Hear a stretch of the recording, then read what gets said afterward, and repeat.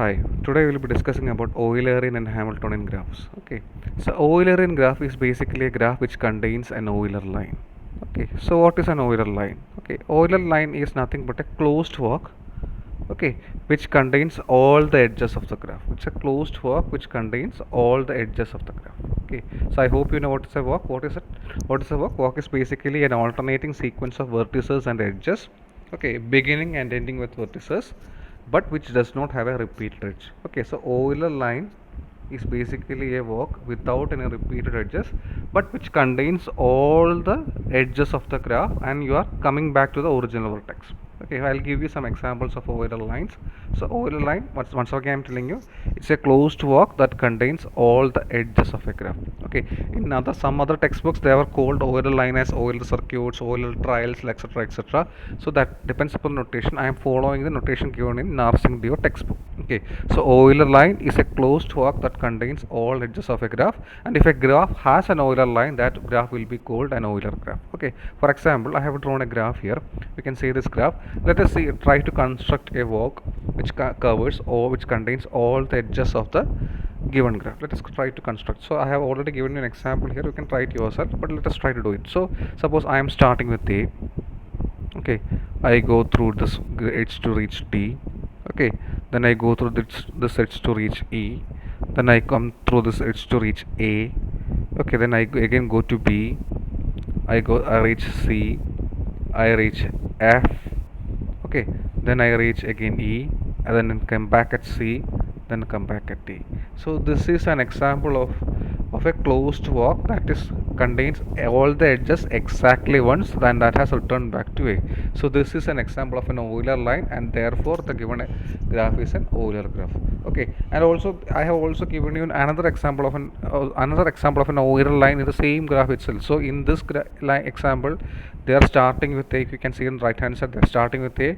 They are going through the edge 1, reaching E, going through the edge 2, reaching C, going through the edge 3, reaching A again, coming back through the edge 4, reaching B, again going through the edge 5 to reach C, then going to the edge 6 to reach F, then going through the edge 7 to reach E, you can see it here, and going back through the edge 8 to D, and finally returning to A through the edge 9. So this walk has started and ended with A itself, so it's a closed walk. Here no edges are being repeated, and all the edges are being traced exactly once. So this is an Euler line. Okay, and since this graph has an Euler line, we'll call this graph as Euler graph. Okay, okay, so now since I'm going for a convention now, this Euler line contains all the edges of the graph. Okay, so definitely this Euler line will be connected. So a graph containing an Euler line should be connected, except for maybe there could be some isolated vertices here. Okay, since there are no edges in this no edges coming to this isolated vertices, okay, there cannot be an Euler line which covers all the parts of the graph. Okay, but this isolated vertices are of no interest to us theoretically. So I am just assuming that there are no, suppose a graph has no isolated vertex. Suppose a graph has no isolated vertices. Now if the graph has an Euler line, that means it is connected. Okay, because it covers all the edges, thereby reaching all the vertices having an edge, at least one edge with it. Okay, so we are assuming now that a graph has no isolated vertex because it is of no interest to us. So we currently assume that if a graph has an Euler line, then it is connected. Okay, or we are assuming that every Euler graph is connected. Okay, only exception that can come are isolated vertices, but it's of no interest, so I'm just discarding it now. So I'm from henceforth we'll assume that all the Euler graphs are connected. Okay, so let's move forward. So moving forward, this was the famous problem which we had discussed in the first class, which resulted in the origination of graph theory, the Königsberg bridge problem. Okay, so I have given the diagram of the Königsberg bridge problem. I hope you know what's the Königsberg bridge problem. Okay, you know that there was a Pregel river. Okay, and there were 4 land areas on this river. As you can see here, the land areas are being marked here as C, B. There are 4 land areas being marked as C is there, B is there, A is there, D is there, and these land areas are being connected by bridges. Okay, for example, C and A are connected by two bridges, A and B are connected by two bridges, A and D is connected by one bridge, and C and D is connected by one bridge, and D and B is again connected by one. So there are seven bridges are there. Okay, so this is called the seven bridges of Königsberg problem. Okay, so the problem was you can start from any of the land areas. Okay, you can start from C. Okay, then you have to go through each of the bridge exactly once. You have to cover all the bridges and then come back to C. Okay, so start from any land area, go through all the bridges exactly once and come back to the original land area. Okay, so if I represent this graph, this the land areas by vertices and bridges by edges, you can see a graph which is drawn on the right hand side. So this is the graphical representation of that problem. Okay, you have the land area C, A, D, B. Since there are two bridges from C to A, I have drawn two edges, so like that. So this is the graphical representation of Königsberg bridge problem. Okay, so now can you think of this problem in terms of an Euler line? So what are we trying to find? We are actually trying to find a closed walk which starts from any vertex and which covers all the edges exactly once. Okay, that means we are trying to find an Euler line in this graph. So we are trying to find an Euler line in this graph, or we are just checking whether this graph is an Euler graph. We are just trying to understand or checking whether this graph is an Euler graph or not. That is what we are going to do in this problem. Okay, so now we are going to see which types of graphs are Euler graphs actually. So what type of graphs can be Euler graphs? Okay, so for that we are going to give a powerful result, a characterization of Euler graphs. Okay, so that's the next result, a characterization of Euler graphs. So what's the characterization? Is very simple to state. A graph is Euler, a given connected graph G is Eulerian. It can be simple, it can be multiple, or whatever. So if it's connected, it is an Euler graph if and only if each vertex has even degree. So very simple result. A given connected graph is an Euler graph if and only if all the vertices of G has even degree. So that is how you check whether a graph is Eulerian or not. So coming back to our Königsberg bridge problem, now can you tell me, if you know this result, is this Eulerian? No. Why? Because the vertex E has degree 3, the vertex A has degree 5. So there are all the vertices are of not even degree, therefore this is not Eulerian. Okay, similarly, coming back to the original problem, the example which I given you is we already got an Euler line there, but still if you check the degrees of the vertices, you can see that every vertex has even degree, because this has 2 degree, this has 4 degree, this is 2 degree again 4 degree. So every vertex has even degree. So that means a graph is Eulerian if and only if all the vertices of G are even degree. So that's the characterization of Euler graph. Now let us try to prove this result. Okay, so this is an if and only if condition. So we need to this is an if and only if condition. So you have to prove two sides. Okay, suppose that is I have to assume that the graph is an Eulerian graph. Then I have to prove that all vertices are of even degree. That is one way I have to do. And the next way I have to do is I'll assume that all vertices are of even degree. I'll then prove that the graph is Eulerian, or it's an Euler graph. That means it contains an Euler line. Okay, so let us try to prove it. Okay, so first let us assume that, let's suppose the given graph is Eulerian, that is it is an Euler graph. Okay, so it is an Eulerian graph, or it is an Euler graph. Okay, so what do we mean by that? That means it contains an Euler line, Eulerian line. Okay, so it contains an Euler line in that. Okay, Euler line means it is a closed walk that contains all the edges of the given graph. That's the meaning of an Euler line. Okay, I hope it is clear. Okay, so what will you do is that you start with some vertex V. You start with the vertex V. It has an Euler line, so you draw an Euler line which maybe starts and ends with V itself. Suppose you can draw it like that, since it is possible because it's an Euler, there is an Euler graph. So I'll start with this vertex V. I'll trace this Euler line. What will happen? I'll reach some other vertex maybe called V1. Okay, so once I reach V1, I can exit V1, right?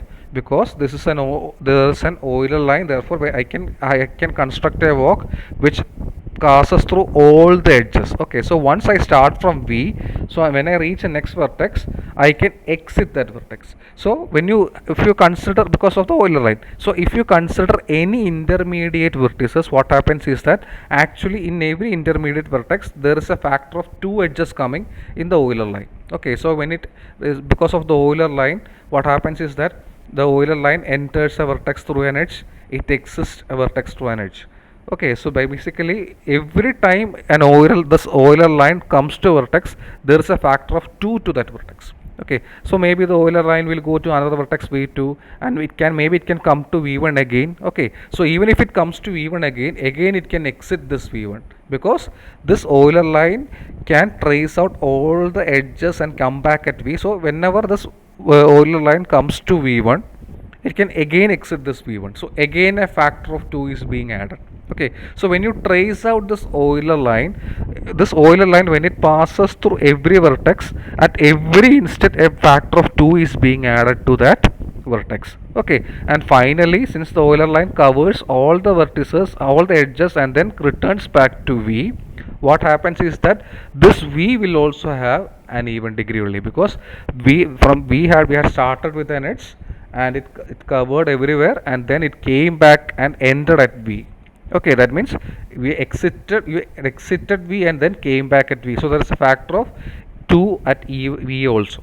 Okay, so when you trace out this Euler line, what happens is that you are tracing out all the edges. So all the edges has been accounted for in this Euler line. That means you have accounted for all the degrees of all the degrees is basically consisting of edges. Since you have accounted for all the edges, you have also accounted for all the degrees of the vertices, and you have found that all the degrees of the vertices should be even, because of the factor of this Euler line. Because whenever Euler line passes through a vertex, it gives a contribution of 2 degree to that vertex. So now since you have traced out all the edges, every vertex should have a even degree and finally have reached v. So this is the logic behind this Euler graph. Okay, so let us try to read it out. I hope it is clear. It's very simple logic.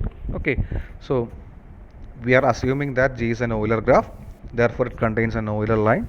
Okay, so in this tracing this walk, we can observe that, okay, so every time the vertex v goes through, so every time the walk goes through a vertex v, which as we have discussed here, it goes through 2 new edges. Okay, one which is incident on v and which is through which it is exited. Okay, so that means every time when the Euler line passes through a vertex, a factor of 2 is being added to the degree of that vertex. Okay, and since the Euler line traces out all the edges, we have accounted for all the degree of all the vertices, and since because of this Euler line, every vertex should have an even degree only. So that is the basic idea of Euler graph. Okay, so please read it out, please try to understand it, and please write it down, because definitely they can ask you this question for your examination. Okay, now let us go for the reverse process. Okay, what's the reverse process? We are going to assume that all the vertices of the given graph, all the vertices are of even. All the vertices of the given graph are degree even, have even degree. Okay, and we will prove that the graph is Eulerian. Okay, so all the vertices have degree even, and we will prove that graph is Eulerian. Okay, or we will show a construct an Euler line in that graph. That's what we're going to do. Okay, it's very simple. That is also very simple idea here. So you can suppose all the vertices are of even degree, you have to show that the given graph is Eulerian. How will you show that? It's very simple. You start with any vertex. So suppose I am starting with a vertex v. Okay, now this vertex is of even degree. Okay, remember every vertex is of even degree. So I'll move from v. I'll reach one v1. Okay, if I reach v1, since the degree of v1 is even, I can exit also v1, because there are at least 2 edges on it. So basically when I reach v1, I can exit v1. Okay, so if I reach again v2, again I can exit v2. Okay, if I reach v3, again I can exit v3. Suppose I am coming back at v1 again also I can exit v1, because why? Because v1 has even degree, therefore degree will not be 3 only, it will be degree 4. So I can exit through every vertex which I enter, and therefore this work, when I trace it out, it should ultimately reach v. Is it clear? So I start with v, I reach the next vertex. If I reach any intermediate vectors, again I can exit through that vertex because it has even degree. Okay, so if I reach v1, I can exit through V1 to reach another vertex V2. From V2 I can again exit V3. So ultimately if I come back at V1 also, then also I can exit because the degree of E1 is even. So then also we can exit. So we can trace as far as possible, and then ultimately you will be reaching V.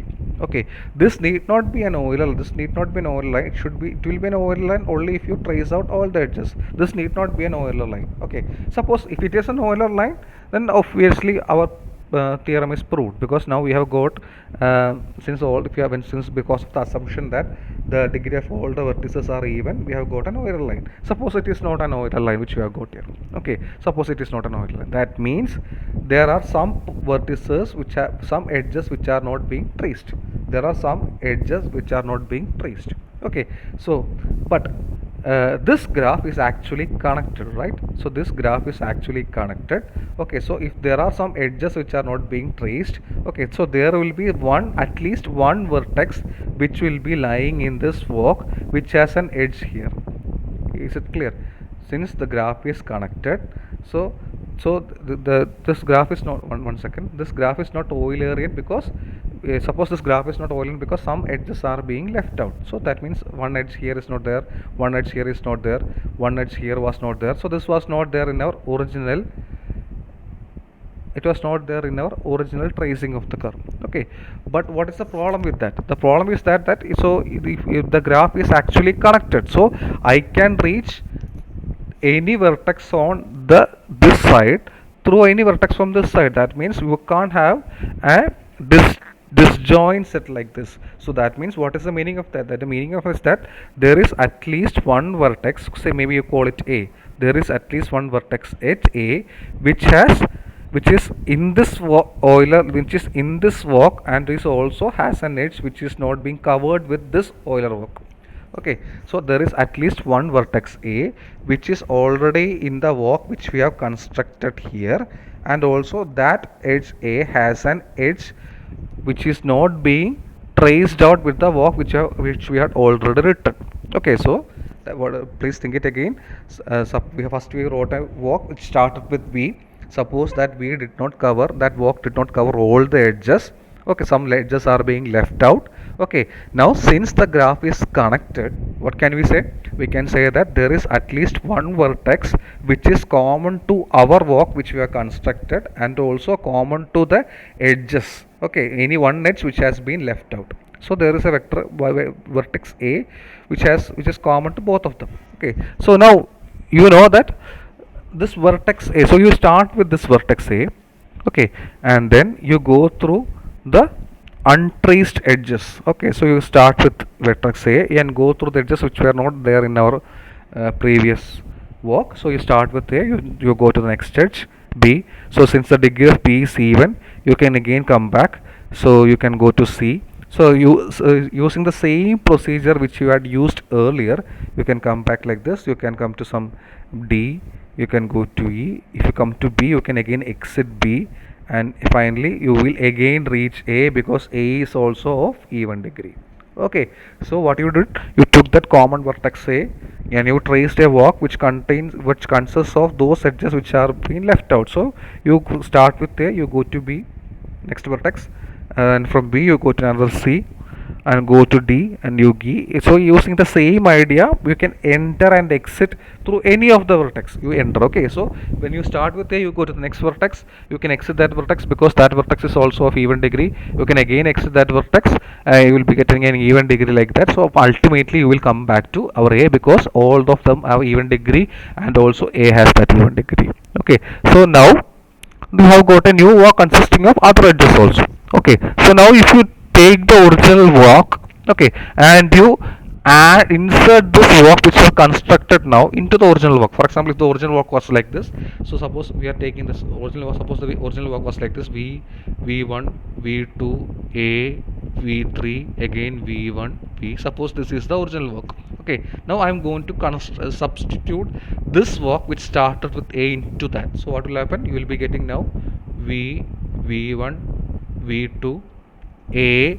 Okay, from A you are going to B, then C, D, E, again B, again A. You come back at V3, you go to V1, you go to V. So you have appended this new walk to the original walk to get a bigger walk.